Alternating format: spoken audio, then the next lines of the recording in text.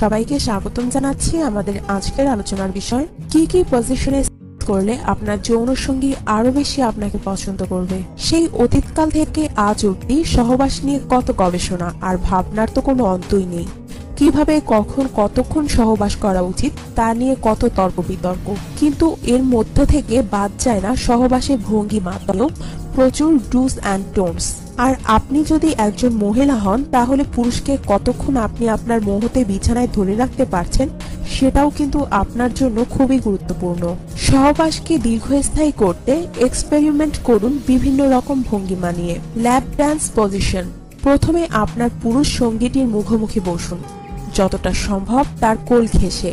তারপর আস্তে আস্তে তার দিকে একটু বেঁকে তাকিয়ে আস্তে আস্তে পিছনে ফিরে আসুন। এতে বাড়বে আপনার সঙ্গীর উত্তেজনা, আপনিও হয়ে উঠবেন যথেষ্ট বোল্ড। Face to face. দুজনে দুজনের সামনাসামনি বসে মনোসংযোগের চেষ্টা করুন। আই কন্টাক্ট যতক্ষণ পারবেন ধরে রাখুন। দুজনেই ফোকাসড থাকবেন। Women on top. সাধারণত ভারতীয় কামশাস্ত্রে পুরুষরাই উপরের দিকে থাকেন, তবে এবার একটু বদলে উইমেন অন টপ পজিশনটা ট্রাই করুন। প্রথমটা অস্বস্তি লাগলেও আস্তে আস্তে কেটে যাবে নার্ভাসনেস, এমনকি চলে যাবে একঘেয়েমিও।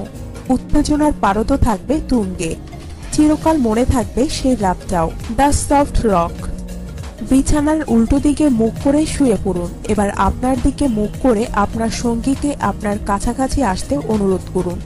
বলাই বাহুল্য একই ভঙ্গিমায় আস্তে আস্তে ওজনটাকে হালকা করে দুজনেই মনোনিবেশ করুন। সহবাস দীর্ঘস্থায়ী হবে।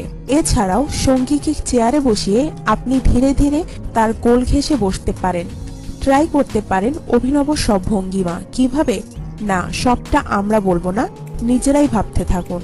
আপনার জীবনকে আনন্দময় করে তুলতে এবং বিভিন্ন স্বাস্থ্য টিপস ও পরামর্শ পেতে আমাদের চ্যানেল সাবস্ক্রাইব, লাইক ও শেয়ার করবেন। ধন্যবাদ।